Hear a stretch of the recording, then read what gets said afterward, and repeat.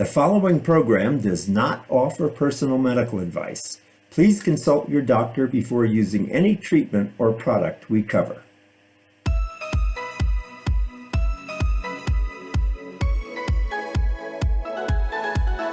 Welcome to Go to Health Media with your host, Jonathan Marks. We provide a welcoming environment where experts educate you on important health topics, answer your questions, and provide information from which you can benefit in consultation with your doctor. You can visit and subscribe to the show at gotohealthmedia.com. And now, here is Jonathan Marks. Hello, everybody. This is Jonathan Marks from Go to Health Media. We're back with another episode of Go to Health, Elevate Your Life. We interview health experts from around the world who update us on the latest technology and approaches to health and wellness and the handling of the diseases we acquire from our lifestyle, genetic background, and environmental exposures. Do you have kids in school? Do you have to make lunch for them or assure that they get a good lunch at school? We have two experts with us today who are supporting the nationwide trend toward eating less meat and introducing plant-based meals into our diet. This is particularly helpful for improved health and alertness among our students. Studies have shown that even minor improvements toward healthier eating can benefit students' moods and improve their academic performance. So allow me to introduce our two guests.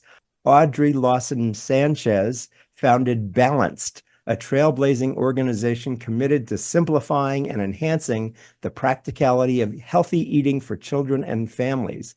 Audrey, motivated by the alarming rise in diet-related diseases, and I'll ask her about that, particularly among children, and the food industry's harmful marketing practices, founded Balanced to advocate for healthier food systems. And you can find her organization at balanced.org. Our second guest is Meryl Fury, MSRN, and she's the CEO of the Plant-Based Nutrition Movement. She's an active member of the More Plants on Plates Illinois Coalition. Illinois has become a model for implementing plant-based lunches, requiring schools that receive federal reimbursement for lunches to offer a plant-based option. So far, it's the only state to do this. That's pretty incredible. Meryl dedicates her efforts to promoting the advantages of plant-based meals. She leads monthly online plant-based sharing and support groups, fostering a community focused on health through diet. And she's findable at pbnm.org. That's the Plant-Based Nutrition Movement, pbnm.org. So welcome to the show, both Meryl and Audrey. How are you today? Wonderful. So glad to be here. Thank you. Good. Yes, I'm very well. Thanks for having us. Great. So let me ask first, Audrey, in the introduction, I mentioned all these illnesses that are coming about from poor food and poor eating. Can you talk a little bit more about that to start us off? Yes, absolutely. So as you mentioned, the work that I do is motivated in making sure that our children especially are set up for a lifetime of good health. And we know that that starts with nutrition. And what we have seen over the past few decades is just an increase in diet-related diseases or food system-caused diseases like type 2 diabetes at younger and younger ages. We see the early signs of heart disease in children. There's increased rates of high cholesterol and hypertension. Cancers that used to affect older adults are now being detected in younger and younger adults. And so there really is this direct connection between the way that our food system has changed over the past 30, 50 years and the effect it's having on health outcomes across all ages. But it starts in childhood. You don't wake up at 60 and suddenly you are in cardiac distress overnight. This is a cumulative effect. And so we're really focused on making sure that young people have access to food that keeps them healthy and prevents disease over the entirety of their life. Great. So Meryl, thank you for that very much, Audrey. Meryl, what are some of the health benefits of schools offering a plant-based lunch? Wow. Well, so I totally agree with everything Audrey just said. Plant-based lunches have the benefit of decreasing the amount of saturated fat that's in the diet. they may also decrease some other, let's say, not so pleasant side effects, right? So, for example, there are a lot of children who actually cannot digest dairy products. I'm one of those kids. Never Me could, too. right? Yet every day, how many millions of cartons of milk are placed on a child's tray, and the child is encouraged to drink that and eat cheese at least 2 or 3 times a day. So plant-based lunches would eliminate that. Eliminating saturated fat would have the benefit of decreasing cardiac disease, cholesterol, and all those kinds of risks. And like Audrey was saying, over time, by the time they get to be 45, 50, 60, maybe we could decrease their risk of having their first heart attack. And I'm emphasizing first heart attack because many people have multiple. And sadly, with heart attacks, often the first heart attack is the only heart attack, and then the person is lost, right? Yes. As far as the digestion part and being able to digest dairy products goes, how many children who are encouraged to eat dairy products, which they're allergic to, then wind up in the middle of the day with tummy upset, perhaps a little diarrhea or constipation. We can have upper respiratory infections, ear infections, skin problems, all as a result of drinking dairy products, milk, animal milk in particular. So those are some of the benefits. Since you're doing this in Illinois and you're part of this effort, what does a plant-based lunch actually consist of? Tell us what that's like. Well, I'm going to ask Audrey to chip in here some because we are actually on this collaborative, this coalition together, Good. the More Plants on Plates movement. So the lunch could look like fresh vegetables. It could look like a salad. The part that's going to change really is the protein part. So whereas now maybe kids are getting cheese sticks or pepperoni pizza or a burger or hot dogs or corn dogs or something like that, they would get a plant-based protein instead. It could be anything from a Beyond Burger in some cases, depends on the school district's choice, all the way to a black bean burger or falafel or beans and rice. Audrey, do you have anything else you could add to that? Yeah, so it's absolutely a continuum, and it really depends on a number of factors within a school's food service. So what the kitchen capacity is like, the talent and skills of the culinary team. There's also this really important piece that we want to acknowledge that the food has to be appealing to kids. And so, we're not going overnight from chicken nuggets to kale Buddha bowl with chickpeas and pickled, but it really depends on the capacity. We also don't want children to be hungry. It's not an overnight switch where suddenly there's foods that they're not familiar with or unable to eat. And so it can be anything from those minimally processed rice and curries and beans and wraps and bowls like Meryl was speaking of. But in some cases, there might be a more gradual transition where once or twice a week, it's plant-based chicken nuggets. And then the next week, it's only once a week plant-based chicken nuggets and a lentil bolognese or a lentil sloppy joe. So it really, really is ongoing, evolving process across all the places this is being implemented based on a number of factors. Right. And I would think that this can be affected too by what the family eats at home. You just mentioned some meals that may be new to a family in general, but tell us a little bit more about families adopting a more plant-based diet, because I think that has to be an important component to a child eating a more plant-based diet and willing to accept it at school. So let's talk a little bit about the conversion to more plant-based diets. Yes. So it actually goes both ways. So there's a world in which children are eating a particular way at home and plant-based foods at school might be new or a foreign concept to them. And this is an opportunity. Again, children develop their lifelong taste buds in school. It's an opportunity for them to be exposed to new food, develop a new understanding of cuisine they may have never had. But it also, in a lot of places, actually, school food is very different than what families eat at home. And so we push for this cultural relevancy piece as well, where if you are living in a home and your family is from India, you might not actually generally have double bacon cheeseburgers at home. Right. And so going to school and having a curry, having it reflect the sort of food that you're used to is incredibly beneficial. One point I like to make with folks is for the students who eat breakfast and lunch at school, that's 2 meals a day, that's roughly 360 meals at school.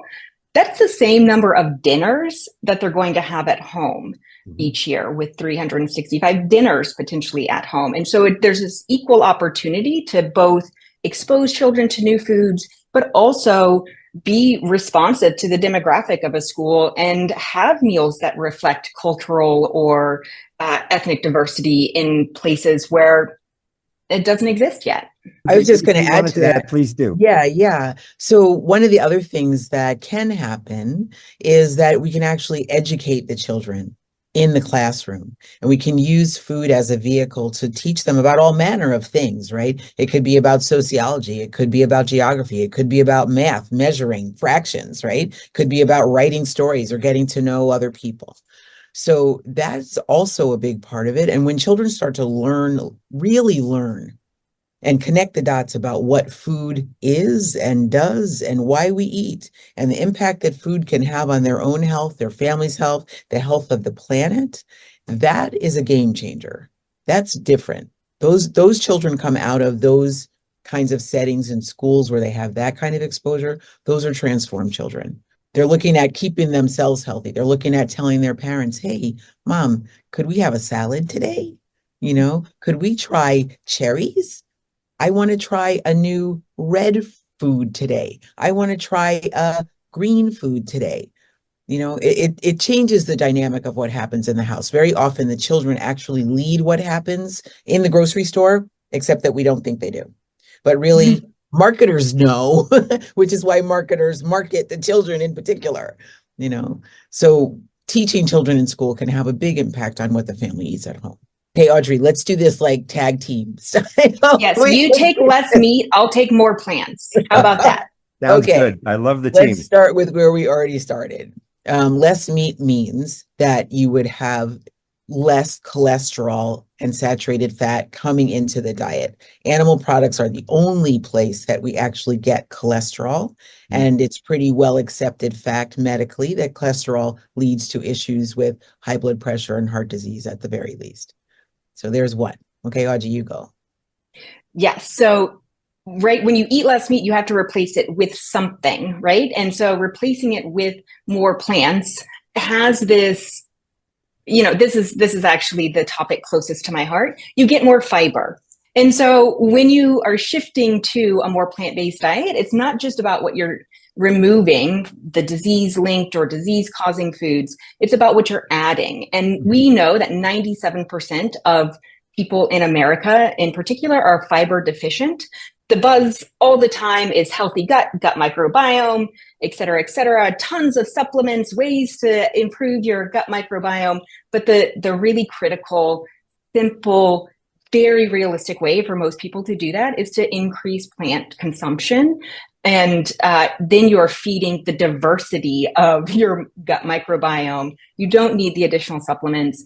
There's so many additive health benefits to increasing fiber. And so it is this reinforcing relationship between less of the known disease-causing foods in our diet and the additive benefits of the fiber and additional micro and phytonutrients that you get from plants that you just don't find in either animal source products or really ultra processed or processed foods that have come to dominate our diets. Wonderful. Now, Meryl, you mentioned this briefly, but I wanted to ask specifically, and both of you can answer, beyond health, how does plant-based eating promote environmental sustainability? In other words, what does plant-based eating have to do with the environment? Tell us about that.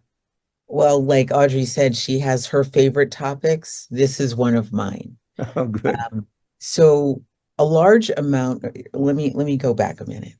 If you were to look at the surface of the earth from a very, very, very high view, really zoomed out, and you aggregated all of the land that's used for animal agriculture, that is growing and food for cows and chickens and pigs and all of it, housing them, we use globally a land mass the size of, equivalent to both North America and South America combined. That's an awful lot of land. Wait, this is to support meat eating. Yes. Wow. Yeah. And that's all pretty much habitable land. That's where people could be living, but it's, where we're growing cattle instead. We use very, very much less than that for human food, right? One of the biggest reasons that the rainforest, and our favorite, because it's in our side of the globe, the Amazon rainforest, one of the biggest reasons is that's being cleared. And we know it was on fire for a while there. It was very alarming to think that the rainforest was on fire. The reason it's being cleared largely is to clear land for animal agriculture. So trees are being felled, land is being burned, with the goal of planting corn and or soy and or raising cattle on the land that's been cleared. The Amazon rainforest is being cleared at a rate of an area the size of a soccer field every minute. And that is to raise cattle, where we get very much less of our calories and protein from animal products than one would think with that amount of effort, energy, and money going into it. So that's one of the big things. There's also a strong increase in the number of species going extinct. We could just talk about what's happening in the rainforest.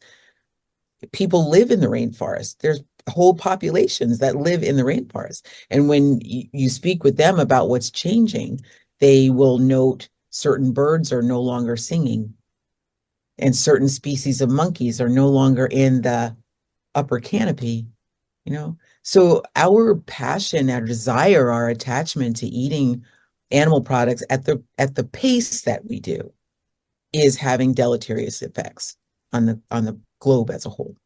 Audrey, do you want to add something to that? Yeah, the only other, and I am not an expert in this topic, and so I can speak only to the high level effects.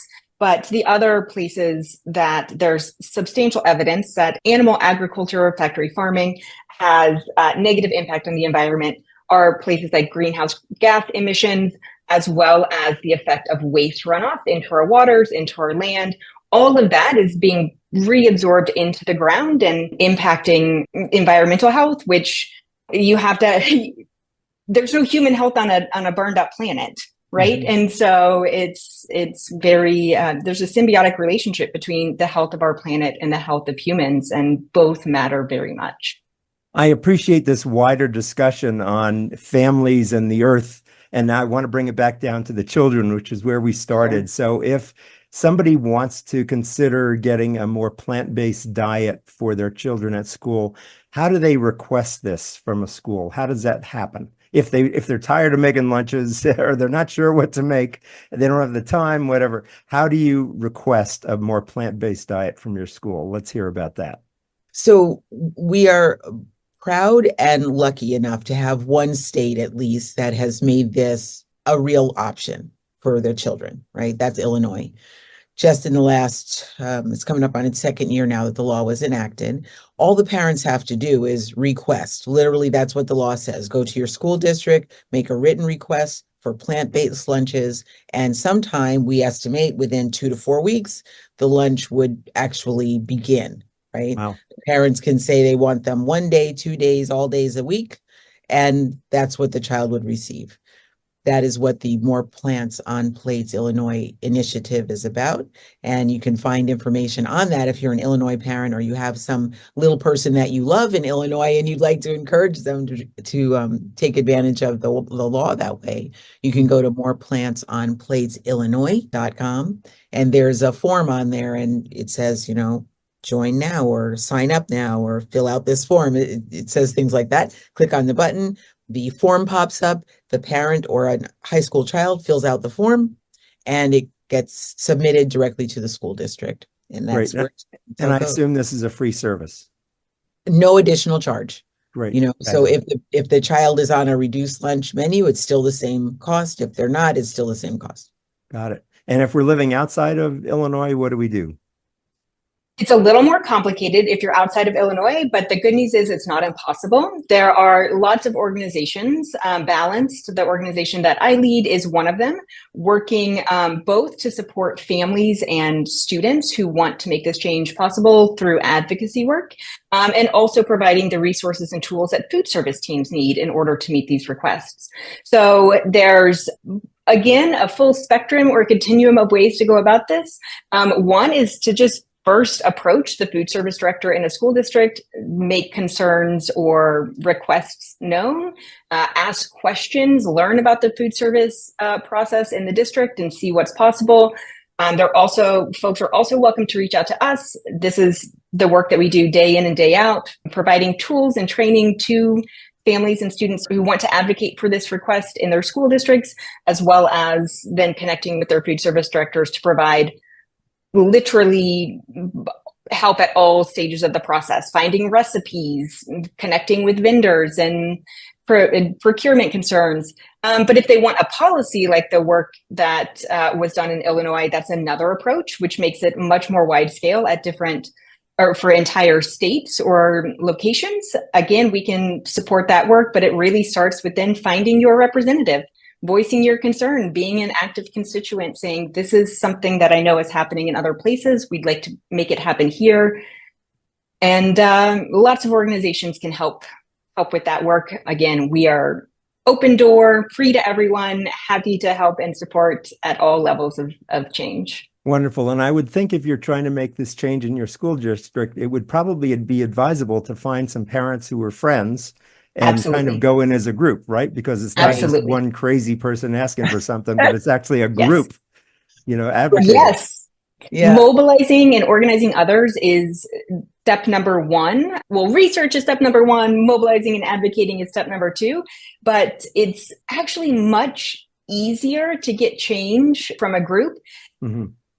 And people don't realize it doesn't have to be 200, 300 people. It could be 8 moms, 8 families, 8 students. That is enough to create some noise and demonstrate demand. And most food service teams work really, really hard to accommodate the needs that their students have, but doing it at scale is something that is totally possible as long as people are organized and come together for this cause. Fabulous. This is very inspiring. It's really good to talk with both of you. Before we leave the interview, I'd like to spend just a moment or two if each of you can describe what's on your website when people go there. So I'll start with Audrey first. It's balanced.org, balanced with an ED on the end, balanced.org. Audrey, what will people find when they go there? First, you land on the homepage, you get a little understanding of what we do, big picture. But if you're interested in being an advocate or running a campaign, there's an advocacy page. From there, we have advocacy guides and resources people can download for free and get in touch with our advocacy team there. With regard to that specific program, like I said, we provide everything people need start to finish. It's sort of like campaign in a box.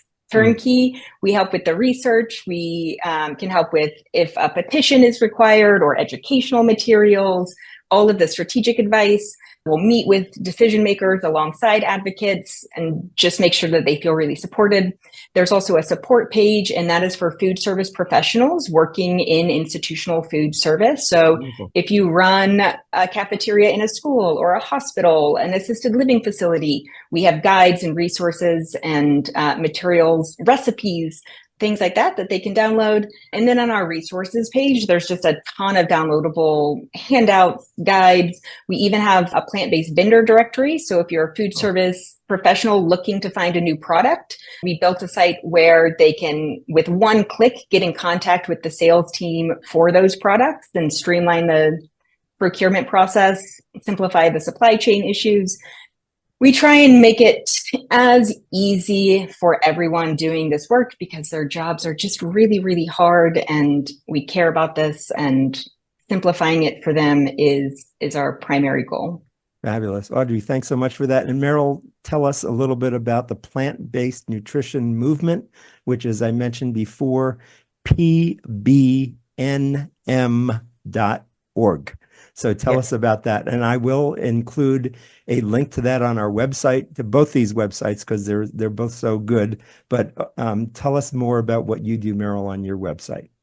Great. So like Audrey, you come to the homepage, you land there, and there are a bunch of tabs at the top. Our big focus really is on children. So there are tabs across the top that say 6 Million Seeds program, or it says resources, it says events, it has, about us and contact and who we are. The 6 Million Seeds project is, kind of the gem in our crown, so to speak. Mm-hmm. That one is a project that is all about child nutrition. There's a part where we go into schools, and you can read about that on the website. We go into schools and we actually teach children directly about whole food, plant-based eating. We give them exposure to these foods. We'll go in and take way more than enough to feed 20 kids, 25 kids. And load them up with yummy salad bar or eat the rainbow experience or smoothies or black beans and rice, whatever it is. We bring enough food to feed them. That's one part of the project. The second part is a podcast that we do, which is called Growing a Healthy Child. And you can see that on the website. All the links to our different episodes are on there. Wonderful. And then we also build Coalition, which is how I happen to connect with Audrey. And she's been a wonderful, wonderful partner in moving this whole message forward. Yeah, I was going to ask how you two met. Tell us a little bit about that story. Well, it's a small world. We care about the same thing. That's right. Yeah, I wouldn't say squeaky wheels. That has a negative connotation. I would say the movers and shakers kind of end up at the same place around a table. And both of us said, hey, let's take action. Yeah. Got it. Yeah. Okay. Meryl, you're in Illinois. Where are you? In Chicago? Actually, the nonprofit plant-based nutrition movement is an Illinois nonprofit, but we go everywhere. We are not limited by that. Got it. Yeah. And how about Audrey? Where are you? So I am based in Kansas City, but my team is all over the country. So we are also all over and lots of different places. Good. It's been fabulous talking with you both. Thanks so much for coming on the show today. I hope this is so helpful for parents of kids, no matter what age. If you're providing lunches or care about what they're eating, thanks so much for being here and helping us understand. So we've been talking with Audrey Lawson-Sanchez of Balanced and Meryl Fury, MS, RN, of the plant-based nutrition movement about improving school lunches for children with more plant-based protein, fiber, and nutrients. You can find our video shows on our website at GoToHealth Media and also on our GoToHealth Media YouTube channel. We also publish our shows on 8 podcast networks, so you can learn more from our experts in many places. Please like our videos and subscribe to our channel and website so that you don't miss our information-packed episodes that can elevate your life. Thanks again for being with us, Audrey and Meryl. It's been a pleasure to have you. It's been so lovely. Thank you. Good. It's been a pleasure to be here. Thank you. This has been Jonathan Marks, your host. And as we like to say at the end of shows, go to health. Bye-bye, everybody. See you next time.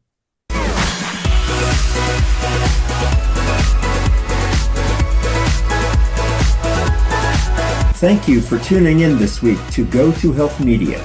Be sure to join Jonathan Marks and another health expert next time. You can also catch the program on your favorite podcast platform. Until our next show, be sure to visit us on the web at gotohealthmedia.com and elevate your life.